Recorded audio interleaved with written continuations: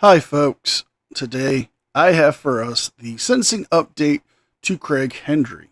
Now I know a lot of channels have already been covering it, but I want to put my 2 cents on this and bring you guys a complete story. But before we start today's video, as always, a big thank you to all of my current and new channel members and subscribers. Without all of your support, I couldn't keep the channel going, so I want to thank you all personally from the bottom of my heart. And if you're new to this channel, please subscribe to the page, leave a like and a comment, because it really helps me with the algorithm. Don't forget to check out my second channel, NCR Movie Network, and my podcast, the Craptown Florida Man Power Ranking. Episode 18 is out right now. With all that being said, let's enjoy today's video. Hello everybody, this is Craig Hendry, political prisoner reporting from the Vermilion County Jail in Indiana. I have been persecuted for the charge of stalking and harassment, both of which I did not commit. They say that I stalked and harassed employees of the city of Clinton, Indiana by going into public buildings, asking questions, recording my interactions, and publishing those to YouTube along with public phone numbers. Now that's not true, Craig. You also encouraged your followers to call them. That is what got you the harassment and stalking charges, because you continued to have your followers follow them and call them. Not to mention, you did do several follow-ups going to the offices after you have been warned not to go back and been kicked out of those buildings. What I'm about to read to you is my statement that I made in the courtroom right before I was sentenced, and then I'm going to get into what I was sentenced to. No, God! No, God, please, no! No! No! No! This is my statement. This whole ordeal is a clear indicator of the state of government in this once great country. George Orwell would surely blush if he saw how accurate his predictions for the future were. The actions I was persecuted for are as follows: entering public buildings and places, asking questions of government employees and officials, making crude statements on occasion, recording my experiences, and occasionally posting these recordings to the internet with the phone numbers for the public offices I visited. I did all of the above with a cheery, non-threatening demeanor and never once communicated a threat to anybody. Shenanigans. Na. Shenanigans. Na. And we're calling shenanigans, folks, because Craig is being misleading yet again.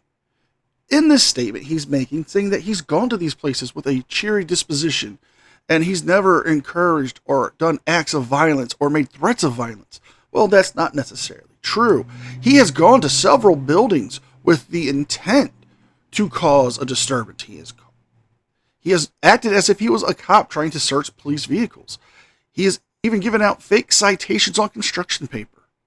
I know that doesn't seem like a threat, but there have been times where he has told members of the staff that if they tried to deny him his rights to go into those buildings, that he would use force. He would use every means in his power to make them pay. That's a threat. Even if you don't do it yourself, you've encouraged your followers to call, email, and do everything they can to, in your words, redress your government. Because you got butthurt because they told you no. Let it be noted that the individuals I recorded in public had no reasonable expectation of privacy. This is according to Katz versus the United States, 389 U.S. at 351. Quote, what a person knowingly exposes to the public is not subject to a Fourth Amendment protection. Unquote. Craig, you're misquoting case law here, because the Katz case was about an illegal wiretap placed on a phone booth to record Mr. Katz placing interstate bets to Nevada and Florida.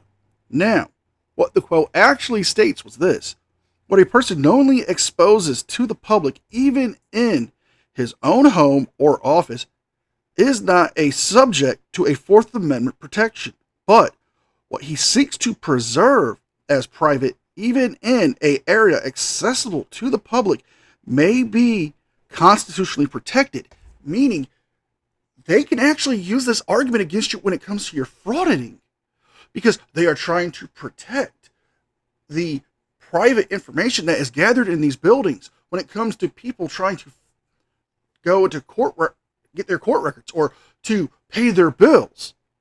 You've provided us with a great argument against you in all of your frauditing. Every time I uploaded a person's likeness to the internet, that person had knowingly exposed themselves to the public. Likewise, with any phone number I published previously exposed to the public by the very same people who initiated this ordeal. It is clear that under the precedent set by Katz, I violated nobody's privacy rights. The charges brought against me in this ordeal imply that I took actions that terrorized or otherwise threatened people. At no time did I issue a threat. At no time did I issue a directive to any other person to issue a threat. And at no time did I work with another individual to produce a threat against anybody else. You're lying! Indeed, this point was conceded by all witnesses called against me and asked about it. The point that I never issued a threat.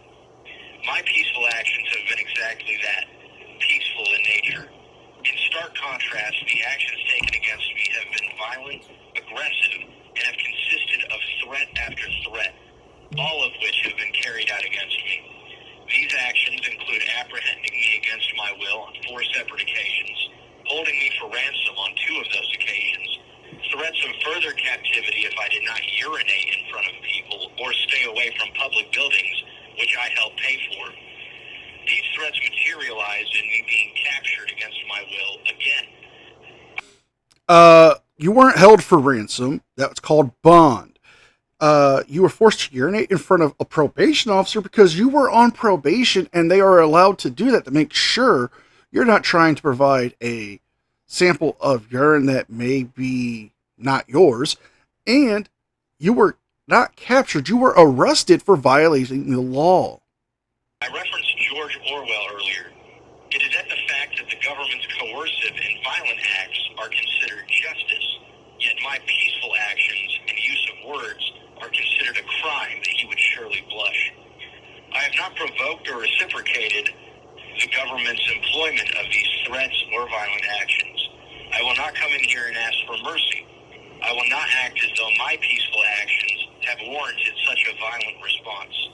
I sincerely hope that those operating in a public capacity here today do not operate under the delusion that the actions they have taken up to this point or the actions they will take hereafter were provoked or warranted by my peaceful actions. The responsibility for their actions does not fall at my feet. The responsibility will be, and always has been, their own. I expect to be treated as every other person who is perceived as an opponent of the government has been treated. I expect the government to do their worst. I will end this statement by expounding on its beginning. With regards to the state of the government in this country, the government has shown their willingness to employ violence and coercion against me for acting in a peaceful manner. The standard with which we judge people's actions does not differ simply by virtue of those people working for the government. This was proven by the trials in Nuremberg in the early 1950s. Judging the actions of the government actors in this ordeal, the actions of employing these violent measures against myself, a reasonable person can only conclude that those people operate without regards for ethics, morals, or an objective standard of justice. It is clear they believe not in the principle of all men being created equal. For if any other man, not in the employ of the government, acted as they have throughout this ordeal, that man would be viewed as he rightly should be, a thug, willing to employ any violent means to achieve his desired end. This is the current state of our government. A group of men willing to employ violent means against peaceful individuals to achieve whatever ends they desire. God bless you all. This concludes my statement. What a crock of shit. Have you ever heard more bullshit or drivel coming from somebody who's not even the president? After I read that off, the prosecutor, Bruce Ackerman, made arguments as to why I should not be sentenced to a term of probation after being found guilty of these crimes. He indicated that he thought I didn't live in reality by acknowledging that I had been found guilty after a trial, which, of course, I acknowledge I've been found guilty after a trial. And that's why I mentioned George Orwell in my statement, but I'm sure he hasn't read that, or read George Orwell, for that matter. But if this was like George Orwell's book 1984, you wouldn't have had a trial. You would have just simply been found guilty without a trial, thrown in jail. That's the beauty of our country, and we have these systems to make sure that doesn't happen, unlike the delusions that you're living in. After that, my attorney made arguments as to why I shouldn't be sentenced to the max. As a matter of fact, she thought I should be sentenced to, if anything, the minimum, as we were going to appeal it. I ended up being sentenced to 548 days in the Indiana Department of Corrections, which is the prison system here in Indiana. Hot damn! That term began when I first was incarcerated, and I've got 79 days of credit time. Ultimately, if all goes well, I should be out in 6 months, because on a level 6 felony, you get 2 days credit for every 1 day served. So essentially, I'll do half of that time. Now that is subject to change, because while you're in the Department of Corrections, you are subject of getting added time to your sentence due to your behavior. Now, as you stated in your previous video that you called a group of the COs bitches and mouthed off in the past to them, that could get you a trip back to segregation, which means you would have to face the disciplinary committee, and they can add that plus time to your sentence that you would be forced to serve. In the meantime, we are still trying to get an appeal going, and I am trying to secure the services of a private appellate attorney, which in Indiana is very hard to come by. We're not a very big state, we're a very well-populated state, and therefore the amount of appeals that happen every year are quite slim compared to a state like Texas or a state like California. So it is a little bit more difficult for an attorney to make a profession of solely appellate matters, but I am trying to find one right now. With your help, I'll be able to secure them. The donation links for that fund will be in the description below. I believe we have a GoFundMe going on. I also have PayPal and Cash App for people who don't like GoFundMe. I know that after what they did to the Canadian truckers, there's a lot of people that don't like GoFundMe, and for good reason. But with that being said, everybody, I appreciate your support. I appreciate all the donations we got since the pre-sentencing update that we put out yesterday, or perhaps 2 days ago by the time this video gets out to you. But, yeah, you know, at court, we had the entire city of Clinton, the whole of the employees of the city of Clinton, they showed up to watch me get sentenced.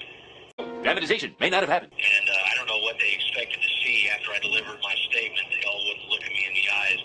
But God bless them. I mean, I think they know not what they do. I just think that they've been brainwashed, and that it's really, really a sad thing what they're doing to me, even though I've not reciprocated in any way whatsoever.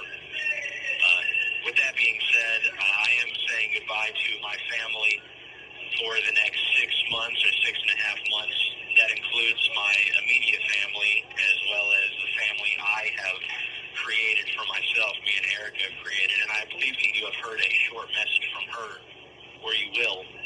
But with that being said, everybody, thanks for tuning in. Thanks for paying attention to this ordeal. It is a... And we are ending it here. It continues on with him asking people to keep donating money so he can try to get a lawyer to appeal his case, his sentencing, and try to get out to commit more fraudits. Again, he brought this on upon himself by committing the actions that he has. So if you guys like this video, please like, share, and subscribe. Leave a thumbs up and a comment because it helps me with the algorithm. Don't forget to check out my second channel and the podcast. With all that being said, be well, be safe, and I'll see you guys next time. And a special thank you to all members of the news team. Without your guys' ongoing support, I couldn't keep the channel going. So I want to thank you all personally from the bottom of my heart.